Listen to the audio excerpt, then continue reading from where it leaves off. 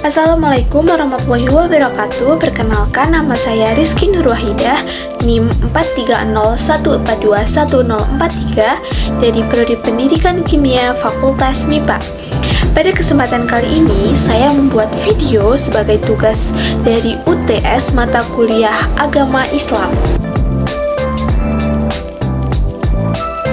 Dari video yang telah dipaparkan, kita dapat mengetahui bahwa ijtihad adalah sumber hukum Islam yang ketiga setelah Al-Quran dan hadis.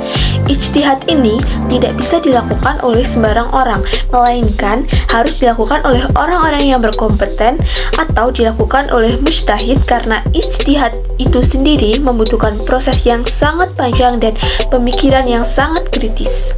Kemudian, syarat orang yang bisa melakukan ijtihad atau syarat seorang mujtahid adalah memiliki kriteria sebagai berikut. Yang pertama, bisa menguasai bahasa Arab. Kemudian, yang kedua, menguasai ayat-ayat Al-Quran dan hadis tentang hukum atau bisa memahami hukum-hukum yang ada. Kemudian, yang ketiga adalah harus mengetahui penggalian hukum dari naas. Kemudian yang keempat adalah harus paham tentang masalah yang akan diputuskan. Kemudian objek dari ijtihad itu sendiri merupakan perbuatan-perbuatan atau hukum-hukum yang dilakukan oleh manusia. Ijtihad ini memiliki beberapa metodologi tertentu atau beberapa jenis. Misalnya yang pertama adalah ijma. Ijma adalah konsensus atau kesepakatan dari beberapa ulama. Kemudian yang kedua adalah qiyas. Qiyas berarti menganalogikan hukum baru kepada persoalan lama karena bersesuaian dengan sebab dan manfaatnya. Kemudian yang ketiga adalah istihsan. Nah, istihsan ini merupakan proses ijtihad ketika seorang ulama atau mujtahid menganggap suatu perubahan baik karena pertimbangan tertentu. Kemudian yang keempat adalah istisab. Istisab memiliki makna bahwa kembali ke hukum asalnya. Misalnya seseorang yang punya hutang, tetapi beliau lupa sudah membayar hutang atau belum, maka keputusan yang harus diambil adalah beliau harus membayar hutangnya. Kemudian yang kelima adalah istislah. Nah, istislah merupakan menetapkan hukum yang tidak disebutkan di dalam ijma atau qiyas berlandaskan dari pemeliharaan maslahat. Kemudian yang kelima adalah zarai, yaitu melarang sesuatu yang hukum asalnya boleh karena bisa menjadi perantara perbuatan yang diharamkan.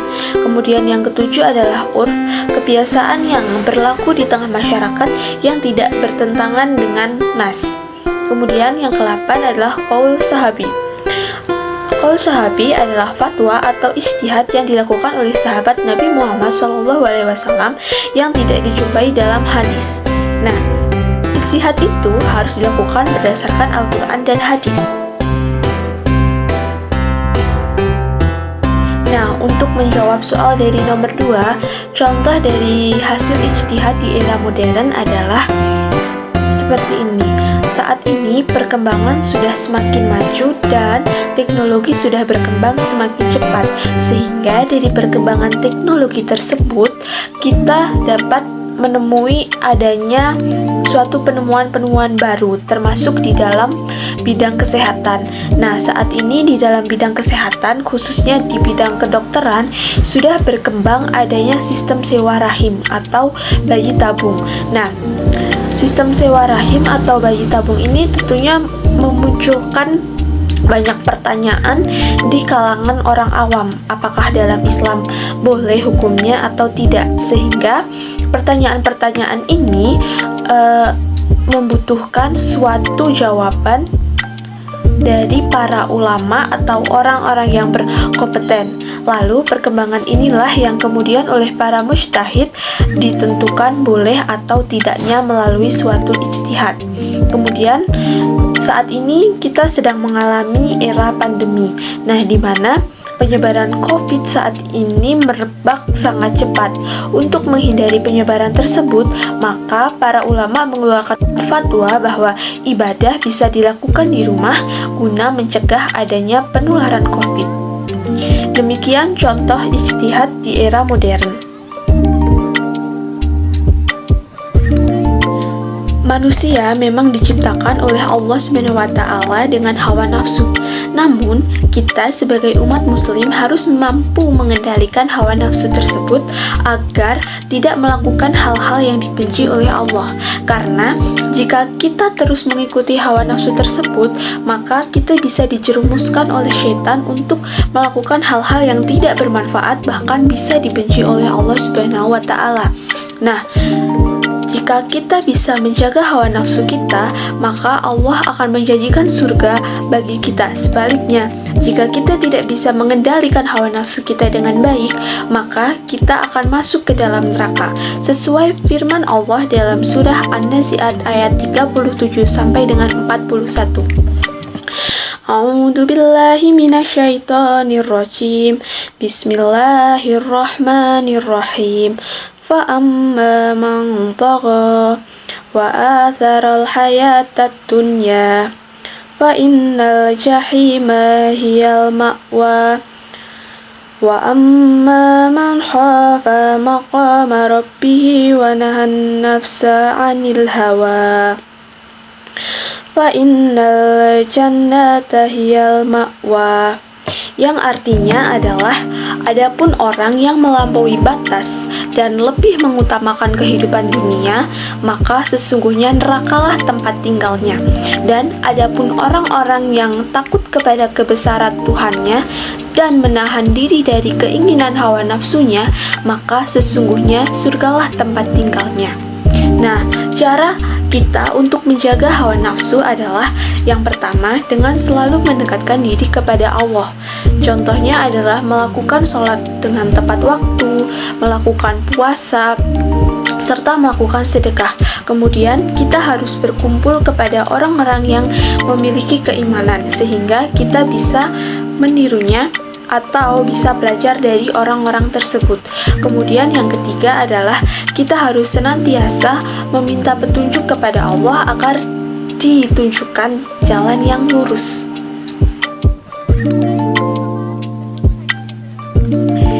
Sebagaimana kita ketahui bersama bahwa beribadah kepada Allah Subhanahu wa taala hukumnya adalah wajib. Nah, beribadah kepada Allah Subhanahu wa taala merupakan kunci kemuliaan bagi manusia. Ibadah dilakukan dengan niat yang ikhlas, cara yang benar, dan tujuannya untuk mencapai ridha Allah Subhanahu wa taala. Paling tidak ada 6 alasan mengapa kita harus beribadah kepada Allah Subhanahu wa taala. Di antaranya adalah sebagai berikut. Yang pertama, kita selaku manusia memang diciptakan oleh Allah Subhanahu wa taala untuk beribadah sesuai dengan surat Az-Zariyat ayat ke-56 yang artinya adalah, Aku tidak menciptakan jin dan manusia melainkan agar mereka beribadah hanya kepadaku. Kemudian yang kedua, kita diciptakan oleh Allah Subhanahu wa taala, maka kita harus beribadah kepada Allah sebagai tanda syukur atas diciptakannya kita oleh Allah Subhanahu wa taala. Sesuai dengan surat Ibrahim ayat ke-17 yang artinya adalah, dan ingatlah ketika Tuhanmu memaklumkan, sesungguhnya jika kamu bersyukur, niscaya aku akan menambah nikmat kepadamu. Tetapi jika kamu mengingkari nikmatku, maka pasti azabku sangat berat. Kemudian yang ketiga adalah konsekuensi janji kita kepada Allah Subhanahu wa taala. Sesuai dengan surat Al-A'raf ayat 172 yang artinya adalah, dan ingatlah ketika Tuhanmu mengeluarkan dari sulbi atau tulang belakang anak cucu Adam keturunan mereka, dan Allah mengambil kesaksian terhadap roh mereka seraya berfirman, bukankah aku ini Tuhanmu? Mereka menjawab, betul, engkau Tuhanku. Kami bersaksi, kami lakukan yang demikian itu agar di hari kiamat kamu tidak mengatakan, sesungguhnya itu kami lengah terhadap ini. Kemudian yang keempat adalah tugas yang harus ditanamkan oleh setiap Rasul kepada umatnya. Sesuai dengan firman Allah dalam surat An-Nahl ayat 36 yang artinya adalah, dan sesungguhnya kami telah mengutus seorang Rasul untuk setiap umat untuk menyerukan, sembahlah Allah dan jauhilah takut. Kemudian di antara mereka ada yang diberi petunjuk oleh Allah dan ada pula yang tetap dalam kesesatan. Maka berjalanlah kamu di bumi dan perhatikanlah bagaimana kesudahan orang yang mendustakan Rasul-Rasul. Kemudian alasan yang kelima adalah Allah satu-satunya yang tepat untuk disembah karena Allah SWT Maha Kuasa. Sesuai dengan surat di dalam Al-Quran surah At-Talaq ayat ke-12 yang arta Allah yang menciptakan 7 langit dan dari penciptaan bumi yang serupa. Perintah Allah berlaku padanya agar kamu mengetahui bahwa Allah Maha Kuasa atas segala sesuatu dan ilmu Allah benar-benar meliputi segala sesuatu. Kemudian alasan yang keenam adalah adanya azab Allah di akhirat bagi orang-orang yang tidak mengabdi kepadanya.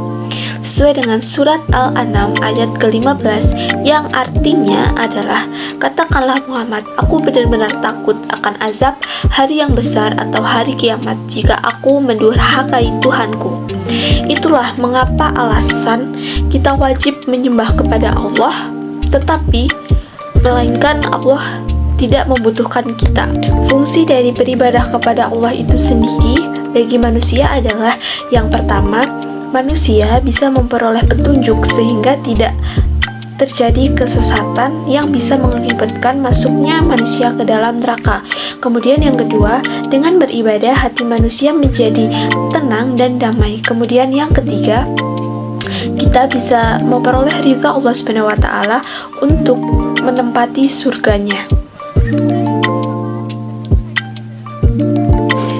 Islam berakar dari kata aslama yuslimu islaman yang berarti tunduk, patuh, dan selamat.